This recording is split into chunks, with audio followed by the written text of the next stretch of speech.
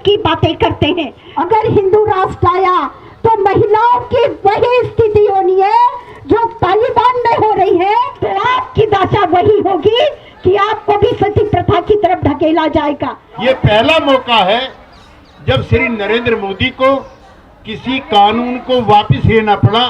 जब संसद बाज हो जाती है तब सड़कों पर आना पड़ता है, जैसे आज आप लोग।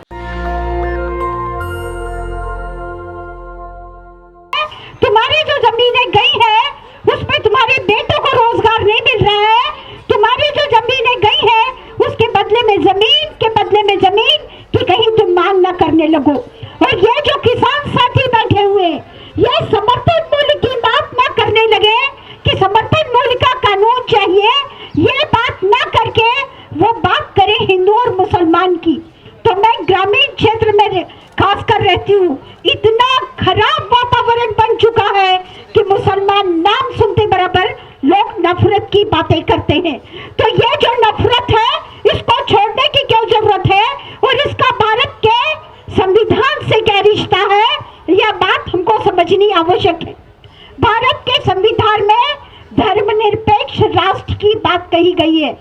इसका मतलब कि इस देश का अपना कोई धर्म नहीं है और इस देश में निवास करने वाले हर व्यक्ति को अपना धर्म पालन करने का पूरा अधिकार है।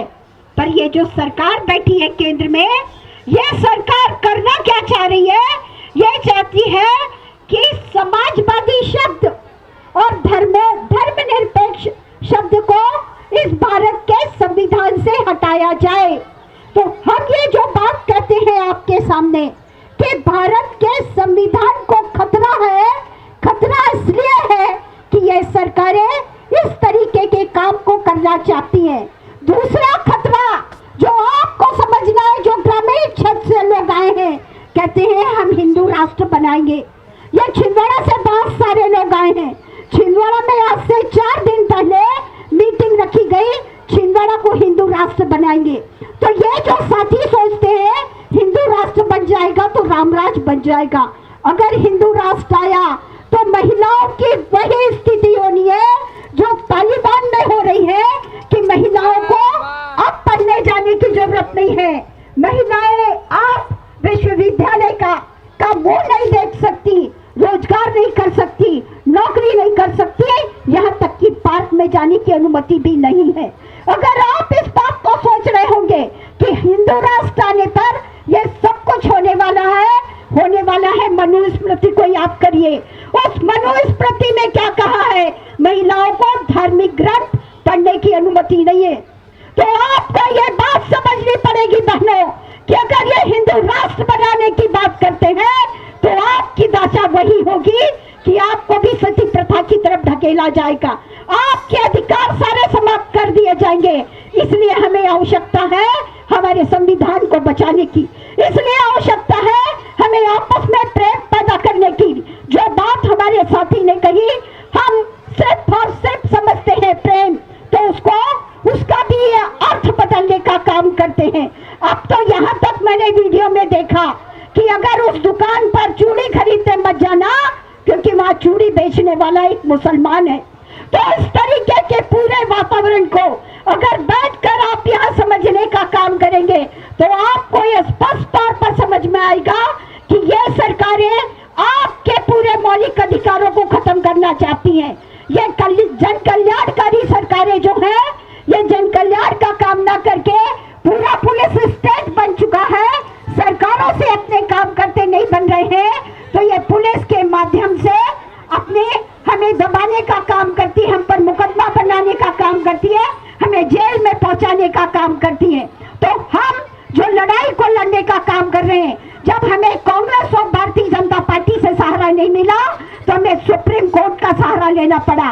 और मैं अभी सुप्रीम कोर्ट से अपने केस की सुनवाई को बीच में छोड़कर आई हूँ और मैं पुनः सुप्रीम कोर्ट में जा रही हूँ। जो छिंदवाड़ा जिले के साथी आए हैं, पुनर्वास नीति उनकी लागू की जाए और हमारा मुकदमा बहुत मजबूत है और न्यायपालिका से हमें पूरी आशा है कि वो गरीबों के पक्ष में जरूर फैसला करेंगे। वो देश के और समाज के हिसाब से बहुत ज्वलनशील मुद्दे हैं। देश आज जिस चौराहे पर खड़ा है उसमें देश को भी बचाना है, लोकतंत्र को भी बचाना है, किसानों और मजदूरों के जो जन आंदोलन है उनको और तेज करना है। अभी पीलीभीत के हमारे साथी वहां के जन आंदोलन का जिक्र कर रहे थे। मैं पिछले 45-50 वर्षों से किसानों के आंदोलन में सम्मिलित रहा हूं। हमारे नेता चौधरी चरण सिंह हुआ करते थे, तब से हम इन सवालों के साथ हैं। इस देश में पिछले 70 सालों से बड़ा वक्त ऐसा रहा जब गेहूं भी, चावल भी और दाल भी विदेश से आता था। 47 से लेकर खास तौर से 1971 तक, और किसानों को उनकी फसल का उचित दाम मिले ऐसा भी कोई नियम नहीं था। आढ़ती खेत पर जाता था और अपनी मर्जी से दाम तय करता था, और जो किसान का सामान था, जो उसका उत्पाद था, उसको लेकर के बाजार में आता था। किसानों के लंबे जन आंदोलनों का नतीजा था कि किसानों के लिए एक मिनिमम सपोर्ट प्राइस तय किया गया। साथियों, एक दौर वो भी था, और वो लंबा दौर था,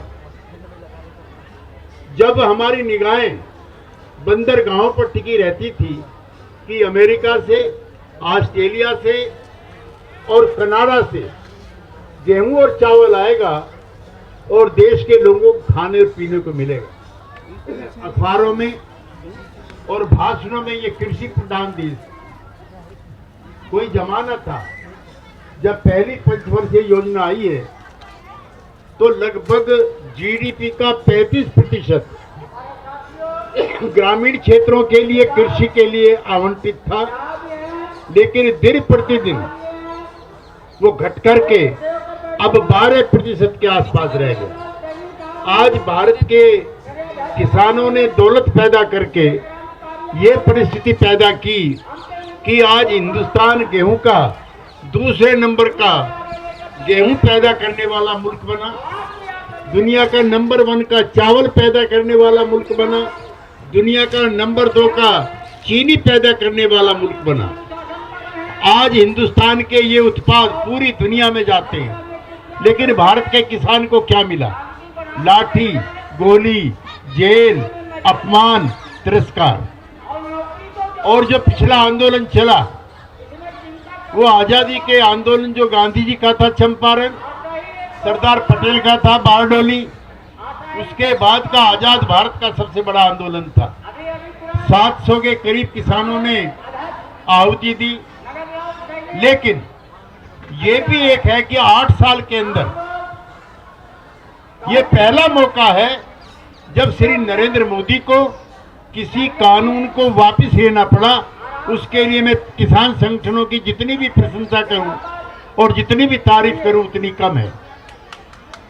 लेकिन कानून वापस हुए, लेकिन जो वायदा किया गया था वो जस का तस।